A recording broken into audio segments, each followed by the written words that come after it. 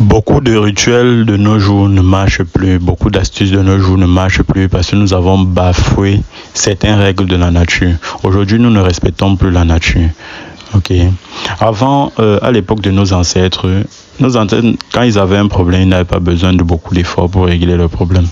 Ok. Mais aujourd'hui, pour que quelqu'un réussisse à trouver ne serait-ce qu'un emploi, il est obligé de faire des bains de purification ou de faire certains rituels pendant des mois avant de pouvoir trouver un travail. Or, à l'époque, ce n'était pas le cas. À l'époque, il suffisait juste d'entrer dans la nature, peut-être cueillir une feuille, mâcher et aller dans un bureau, demander du travail et direct, on est employé. Mais aujourd'hui, toutes ces choses ne peuvent plus marcher. Même la feuille qu'on cueillait avant pour avoir le pouvoir de la parole, aujourd'hui n'est plus efficace. Pourquoi? Parce que aujourd'hui, vous allez vous rendre compte que les gens pissent partout, excusez-moi du mot, les gens pissent partout, les gens défèquent partout.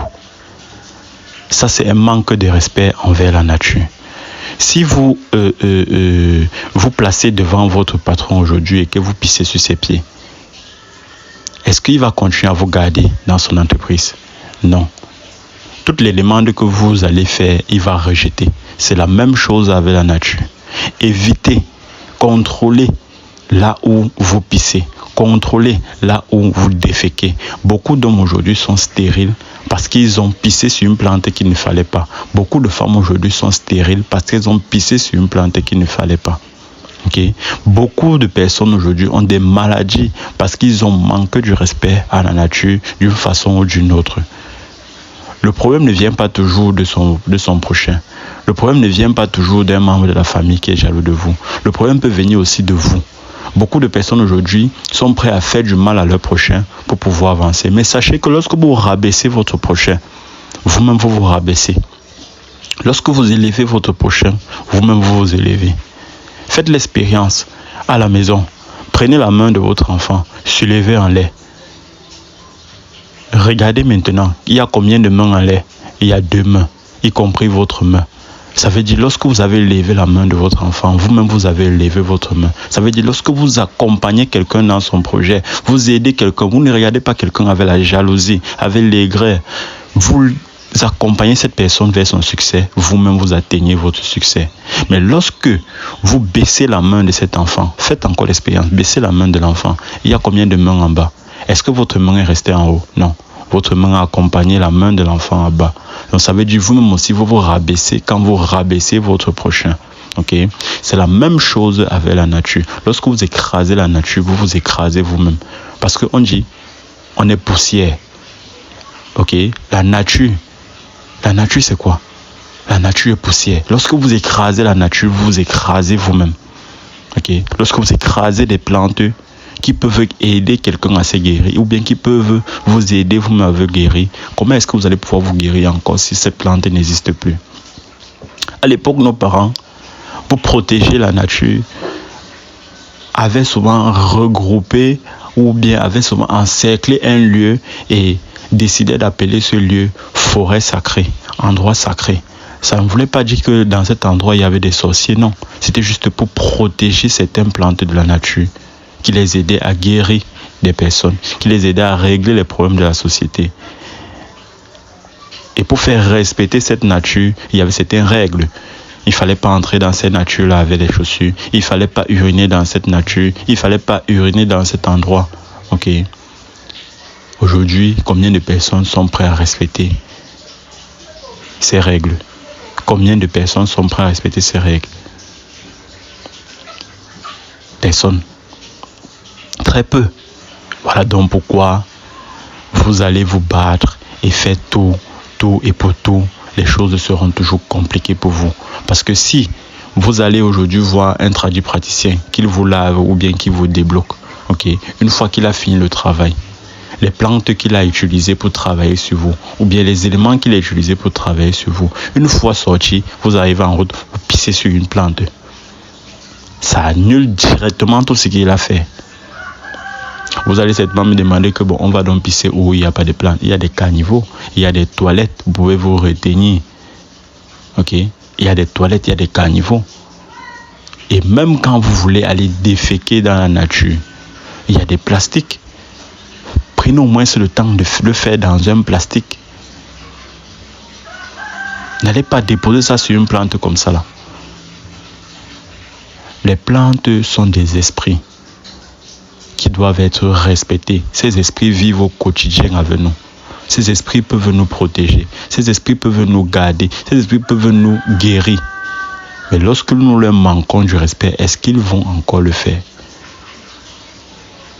Jamais. Faites très attention. Et même lorsque vous faites du mal à votre prochain, avant, nos ancêtres, lorsqu'ils perdaient un objet de valeur, ils pouvaient juste prononcer des paroles et le voleur venait remettre. Aujourd'hui, combien de personnes peuvent encore faire ça? Aucun. Pourquoi? Parce que nous-mêmes, nous faisons du mal à notre prochain. Il fallait être saint. Il fallait être cette personne-là qui n'a jamais fait du mal à son prochain, qui n'a jamais volé la chose d'autrui, pour avoir le pouvoir, ce pouvoir de parole. Ça ne veut pas dire que ça n'existe plus. Ça existe. Il y a des ancêtres encore aujourd'hui qui sont capables, rien que par la parole, de faire ramener un voleur. Ok. Beaucoup vont essayer des astuces, des rituels pour faire revenir leur partenaire qui est parti depuis longtemps. Pour certains, ça va marcher. Pour d'autres, ça ne va pas marcher. Même si vous faites n'importe quoi, ça ne va pas marcher. Pourquoi? Parce que peut-être dans le passé, vous-même, vous avez eu à voler le mari de quelqu'un. Vous pensez que si on vole pour vous, vous allez le faire revenir facilement? Non. Tout ce qu'on fait ici, là, se paye ici. Il n'y a pas un endroit où on va dire qu'il y a jugement. Ceux qui ont fait du mal vont aller en enfer. Ceux qui ont fait du bien vont aller au paradis. Non, tout se paye ici. Voilà pourquoi je parle toujours de la réincarnation. Lorsque vous n'avez pas terminé votre cycle spirituel, vous êtes obligé de vous réincarner. Et chaque fois que vous réincarnez, si vous avez eu à faire le mal dans votre passé, vous allez le payer. Vous allez le payer jusqu'à atteindre votre niveau spirituel le plus élevé. Vous allez voir des gens qu'à un moment donné de leur vie, ils ont tellement fait du mal. Après un moment, ils ont cessé. Vous allez peut-être penser que non, Dieu les a visités. Non, ils sont en train d'évoluer spirituellement. C'est la spiritualité. Ils sont en train d'évoluer spirituellement.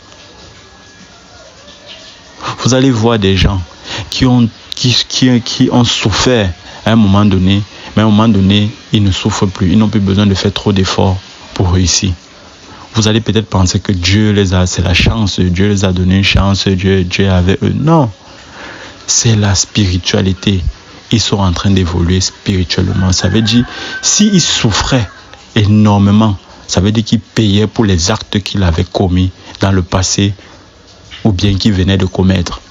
Ok? Et une fois que vous avez tout payé, vous évoluez tranquillement. Une fois que vous êtes élevé spirituellement, vous devez comprendre que vous avez déjà payé toute votre dette et vous devez marcher vers le droit chemin. Évitez de faire du mal à votre prochain. En faisant du mal à votre prochain, vous le faites vous-même. Ok? Lorsque faites l'expérience, à chaque fois quand vous voulez faire du mal à quelqu'un, pensez toujours que quand vous soulevez la main de quelqu'un, vous vous soulevez. Quand vous baissez la main de quelqu'un, vous vous baissez vous-même. Gardez ça à l'esprit. Et vous-même, vous verrez que vos choses vont toujours bien marcher. Que le bonheur de ton prochain ne te nourrisse pas de jalousie. Au contraire, ce bonheur doit te nourrir et te pousser à réussir. Quand tu vois ton voisin qui a réussi, rapproche-toi de lui et cherche à savoir comment est-ce qu'il a réussi. Ne cherche pas comment tu vas faire pour le faire tomber. En le faisant tomber, tu tombes. Imaginez un riche qui construit dans un quartier et qui met du fourrage pour tout le quartier, qui partage du riz au moins une fois par semaine. Vous décidez de le tuer. Vous avez ainsi fait du mal à plusieurs personnes qui bénéficiaient de son aide. Et peut-être vous-même aussi vous buviez peut-être le fourrage qu'il avait mis. Ou vos enfants. Donc pensez-y. Ne vous plaignez plus que non, les astuces ne marchent pas, les rituels ne marchent pas. Avant de faire des astuces ou des rituels, rassurez-vous que vous-même vous êtes sain. Vous êtes sain d'esprit. Vous respectez la nature. Respectez la nature, c'est fondamental. Respectez la nature, c'est très important. Donc à partir d'aujourd'hui, après cette vidéo, vérifiez là où vous déféquez. Vérifiez là où vous pissez. Et même quand vous partez arracher une plante pour faire des rituels, j'ai toujours dit, vous devez demander la permission, sinon ça ne pourra pas marcher. Avec gentillesse. Votre couteau doit être bien tranché si c'est un truc qu'il faut couper. N'allez pas brutaliser la plante avec un couteau qui n'est pas tranchant. Il faut que quand vous passez le couteau, que le couteau passe une seule fois et non deux fois. Ne brutalisez pas, ne faites pas du mal à la plante. Okay. Et demandez toujours l'accord. La plante ne doit pas vous répondre oui, coupe-moi, mais parlez avec sincérité. Vous-même, quand vous allez couper cette plante, vous allez sentir que c'est différent, comme vous le faites souvent, sans demander. Ok. Respectez la nature, c'est très important. Celui qui va, à partir d'aujourd'hui, respecter la nature, va voir comment ces choses vont changer. Dès aujourd'hui, ces choses vont changer. Donc, faites très attention. Le mal ne vient pas toujours de ton prochain. Le mal peut venir de toi-même. Ok. Au tep.